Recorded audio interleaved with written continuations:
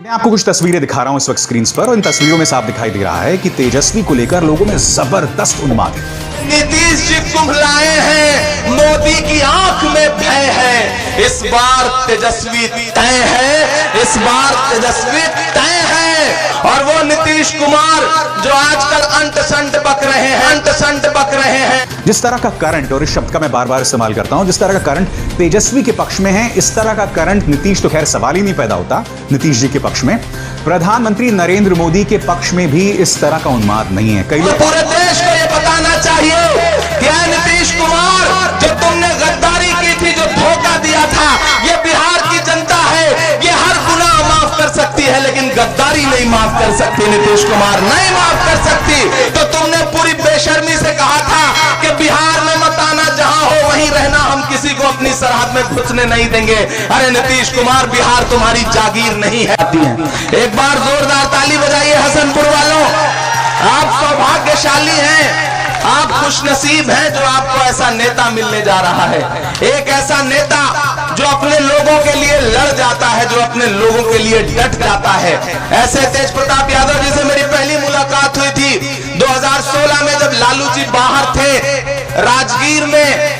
एक सम्मेलन हो रहा था, कार्यकर्ता सम्मेलन, तब लालू जी ने मुझे बुलाया था। बड़ा स्नेह उनका मिलता है, बड़ा प्यार मुझे उनका मिलता रहा है। तब पहली बार मेरी तेज प्रताप जी से मुलाकात हुई थी। मैं यहाँ आज आपसे ये कहने आया हूँ, मैं जानता हूँ कि आप तेज प्रताप जी को जिता रहे हैं, किसी के आने की बहुत जरूरत नहीं है, लेकिन फिर भी हम अपना दायित्व समझते हुए अपने भाई के लिए आए हैं, क्योंकि हमें लगता है कि इस वक्त हमें जा करके तेज प्रताप के साथ खड़े होना चाहिए और पूरे देश को ये बताना चाहिए कि नीतीश कुमार जो तुमने गद्दारी की थी, जो धोखा दिया था, ये बिहार की जनता है, ये हर गुनाह माफ कर सकती है, लेकिन गद्दारी नहीं माफ कर सकती। नीतीश कुमार नहीं माफ कर सकती। ये बिहार की जनता ने मन बना लिया है। और नीतीश कुमार, लॉकडाउन के दौरान हमें आपका वो शब्द याद है कि जब बिहार के लोग आ रहे थे, गुजरात से मार के भगाए जा रहे थे, दिल्ली के आनंद विहार बस अड्डे पर हजारों की तादाद में अपने बच्चों को लेकर के खड़े थे, तो तुमने पूरी बेशर्मी से कहा था कि बिहार में मत आना, जहां हो वहीं रहना, हम किसी को अपनी सरहद में घुसने नहीं देंगे। अरे नीतीश कुमार, बिहार तुम्हारी जागीर नहीं है, बिहार इस अवाम के खून पसीने से बना है। बिहार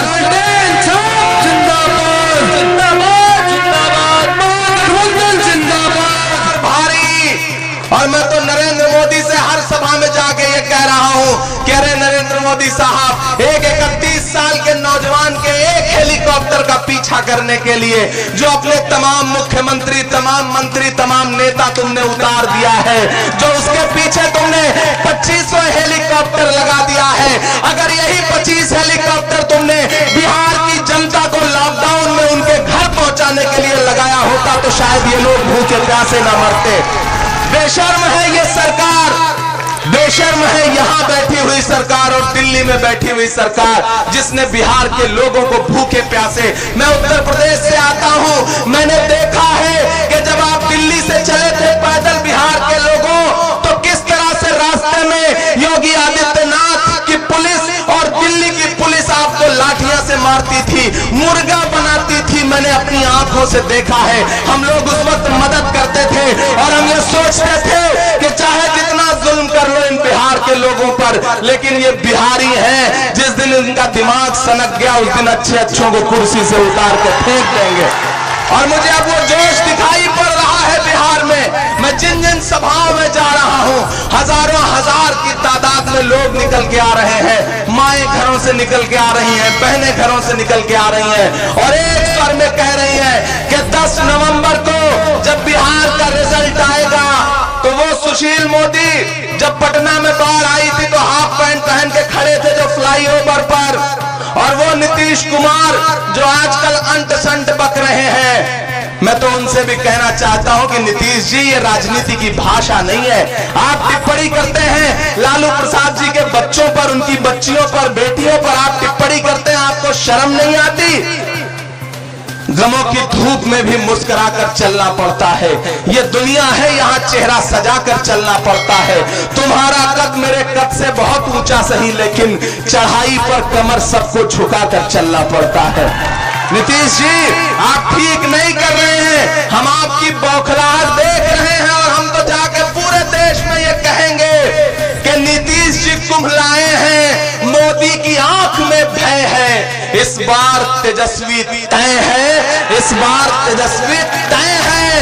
पूरा बिहार चीख चीख करके ये कह रहा है कि बिहार बदलने जा रहा है। मुझे अच्छा लगता है कि इस बार बिहार का चुनाव मुद्दों पर हो रहा है। इस बार बिहार का चुनाव जाति मजहब से अलग हटके बिहार बदलने जा रहा है। बिहार इस बार रोजगार के नाम पर वोट देगा, बिहार नौकरी के नाम पर वोट देगा, नीतीश कुमार की विदाई के लिए वोट देगा और बिहार इस बार लालू जी की रिहाई के लिए वोट देगा। देगा कि नहीं देगा? अपना जोश कम मत करिए, इस जोश को और बढ़ाइए, क्योंकि थोड़ी देर में 10 नवंबर को घोषित रूप से और अभी अघोषित भावी मुख्यमंत्री आने वाला है बिहार का। तो उसके लिए आपको जोश और जज्बा थोड़ा और बढ़ा करके रखना पड़ेगा। इधर जो लोग खड़े हैं मैं उनसे भी कह रहा हूं कि इस बार बिहार नीतीश की विदाई के लिए वोट करेगा, लालू जी की रिहाई के लिए वोट करेगा, तेजस्वी की ताजपोशी के लिए वोट करेगा और नीतीश तुम्हारी एहसान फरामोशी के लिए वोट करेगा। तुमने जो एहसान फरामोशी करी है उसके खिलाफ बिहार वोट करेगा। और एक बात और मजे की बताऊं, मोदी जी ने खुद निपटाने का प्रोग्राम बना लिया है नीतीश को। नीतीश इस बार फंस गए हैं। जब लालू जी ने 2015 में थाली में सौंप करके मुख्यमंत्री का पद दे दिया कि जाओ बन जाओ, फासिस्ट ताकतों से लड़ने के लिए हम तुम्हें आगे करते हैं, तुम मुख्यमंत्री बन जाओ, तो नीतीश कुमार ने गद्दारी कर दी थी। उस गद्दारी का इनाम इस बार उन्हें मिल रहा है। मोदी ने भी उनको निपटाने का प्रोग्राम बना लिया है। किसको भेजा? आजकल चिराग पासवान क्या कह रहे हैं कि मैं तो मोदी का हनुमान हूं, मेरे सीने में मोदी की तस्वीर है। तो मेरा अपना मानना है कि मोदी जी ने बहुत फंसा करके गठबंधन में रख के भी एक हनुमान को भेजा है कि जाओ और नीतीश की लंका में आग लगा दो। बहुत सलीके से निपटाए जा रहे हैं इस बार नीतीश कुमार जी। और वही बौखलाहट है, वही गुस्सा है जो आजकल उनके चेहरे पे दिखता है। हर सभा में उखड़ जाते हैं, आए बाएं बकने लगते हैं, अंट शंट बोलने लगते हैं। उन्हें उम्मीद नहीं थी, वो सोचते थे कि लालू जी का राज, लालू जी का दौर समाप्त हो गया, लेकिन वो ये भूल गए कि लालू प्रसाद ने शेर जैसे 2 बेटे पैदा किए हैं और उन बेटों ने ये बता दिया है कि बेटों के शक्ल में बाप जो है वो हमेशा मौजूद रहता है, वो हमेशा मौजूद है। तुम्हारी दीवारें उसे कैद नहीं कर पाएंगी। और आपसे मैं ये भी अपील कर रहा हूं बिहार वालों कि ये लड़ाई सिर्फ एक विधायक चुनने की है ही नहीं।